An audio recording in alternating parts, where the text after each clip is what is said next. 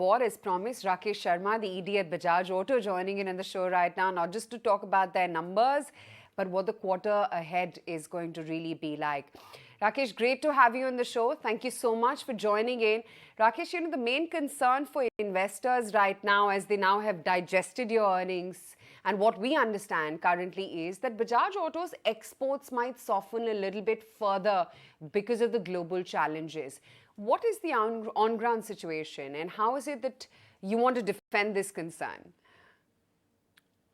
Good morning. I think it's a valid observation foremost, because indeed the external environment, particularly in the emerging markets, which is where our footprint is, it's quite in turmoil because of the rapidly strengthening dollar, which sends in ripples of devaluation to various emerging market currencies, and the availability of the dollar also gets sucked out. And it indeed creates short-term issues. But we've been in this whole thing now for over 15 years, and we've got about a spread of 79 countries of this kind. And over a period of time, we have seen that this up and down cycle carries on. And there is a short-term turbulence. We have to ride it. We have to adjust our retail pricing. We have to adjust channel stocks. But directionally, it's all pointing northwards, and it's solid. Our competitive positions are solid. So we're not really concerned as much or deeply about this turmoil. We just have to adjust our tactical actions for the quarter. I mean, if you just take a long shot view of 3 or 4 years, you will yourself see there are, bikes get banned in countries, central banks of countries stop imports, and there is a sudden devaluation. We've seen devaluations of 25 to 40% in Egypt, Argentina, earlier in Bangladesh, sometimes in Philippines. So we roll with that. But fundamentally, the point is that the emerging markets are presenting a continued great opportunity, because penetration of motorcycles is low, purchasing power is increasing, urbanization is increasing, roads are being laid out, and there is a solid brand position with a good dealer service network. So we'll ride it out tactically, and we will see then how it goes. Good to hear that. But, you've said that production shortage in domestic market led to your market share loss in the quarter gone by. What I want to understand is, what are the tactical steps that you're taking to improve this going forward? And, I mean, if you have near-term visibility, what is it that you're expecting in the next quarter? Well, this shortfall arose from over-dependence on certain vendors for the electronic components, and primarily caused by semiconductor shortage, which is there all over the world. And now in hindsight, one can say that, we should have broad-based the vendors. But there were lots of upsides to working with few vendors, because the rate of innovation and management of quality, etc., is far enhanced if the vendor base is short, particularly for new developments.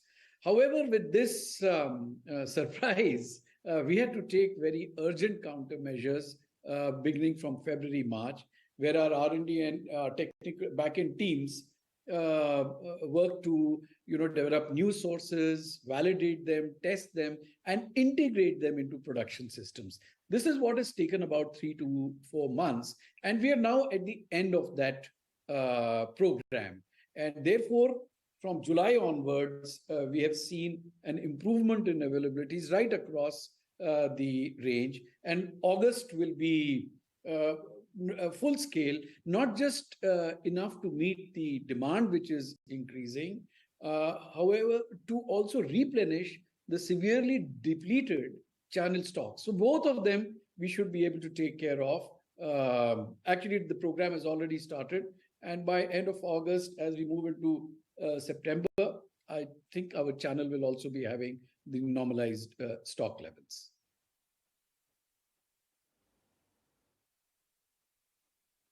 So by September, you're expecting a normalized stock. I guess only after that we should even be asking you about build-up of inventory, because we keep hearing about robust demand.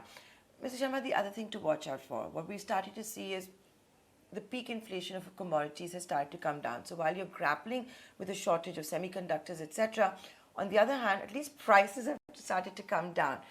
When will consumers start to see the benefit of that? Well, the prices have indeed started to soften, but I won't say that there is such a quantum decline in prices that we feel impelled to pass this on. Uh, the last couple of quarters, commodity price increase led cost increase in in the company was quite, it was regularly occurring and it was quite sizable. Now that has come to a standstill. So I guess I do not see a price decrease, if that's your question. I do not see an opportunity for that in the near future. Okay, so no changes in prices, at least going down, trending downwards in the near future. I guess companies want to watch out and see how long the softening of the commodity prices also last. Yeah. The other thing I want to ask you about, so much is being said also going forward. You already have had the Chetak, we've seen the volumes on Chetak also. The electric bike that you talked about, motorcycle, for which you're in conversation with KTM. When is it going to hit the road? Well, it is still in the development phase, and both the teams, the Bajaj Auto R&D team and the KTM R&D team, are in engagement. And as soon as we feel that we are ready to come out with something specific, we will obviously talk about it. Doing it prematurely is probably not right. When we just hear about the news flow that is coming in, crude oil prices are going down, interest rates are going up, rains are looking indecent, people want to move towards urbanization, changes in technology, whether we talk about EV, new things in the bike. What does all of this mean for demand growth in India that you would be penciling in? Well, first of all, again, it's good to sort of take a step back and see how things have unfolded over the last 6 to 9 months. Post Diwali last year, Q3 and then Q4 of the last financial year, the industry, based on the retail data, which is the Vahan database of the government, showed severe declines, -15 to -17%, if my memory serves me correctly. Now, Q1, which is the April-June period, if we sanitize it for the base effect, you see the last year, COVID-2 was bang in the middle of the Q1. So the growth rates year on year are looking astronomical, and they do not give the right indication. But if we sanitize the base effect, then our judgment is that industry is still in decline, which is about -3 to -5%. But this is a great improvement over what the industry was going through just 6 to 9 months back. And therefore, we feel that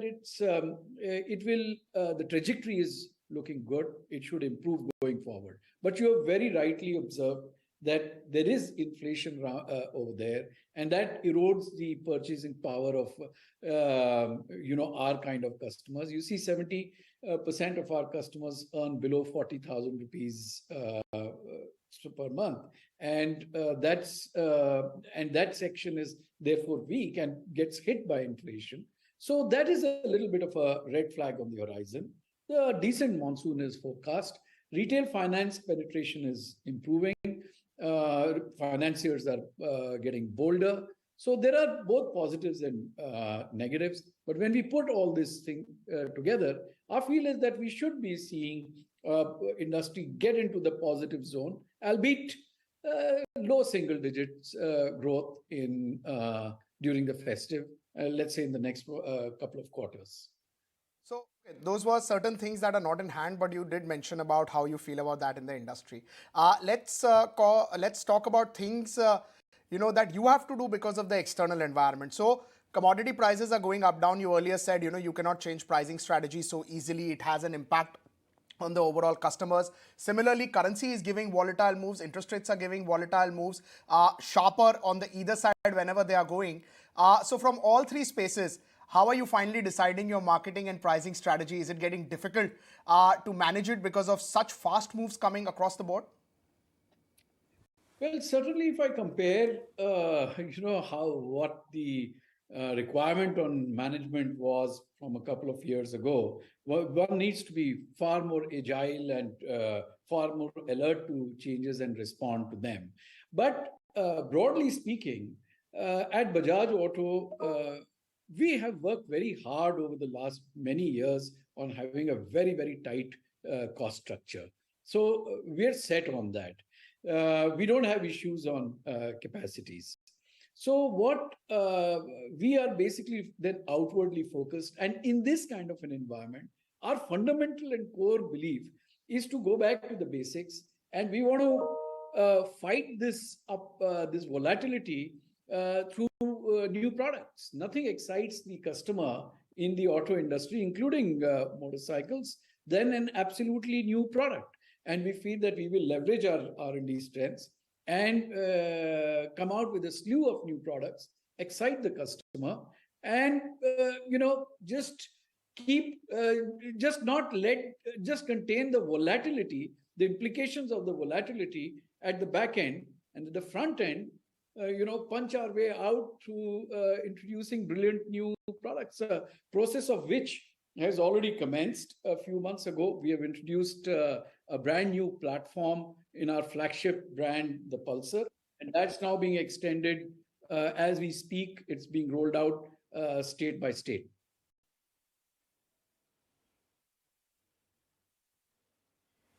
Okay, so expect a whole host of new launches and products coming in from Bajaj Auto to hit the road. Confirmation also coming in, not right now, but work certainly underway for a brand new motorcycle in collaboration with KTM.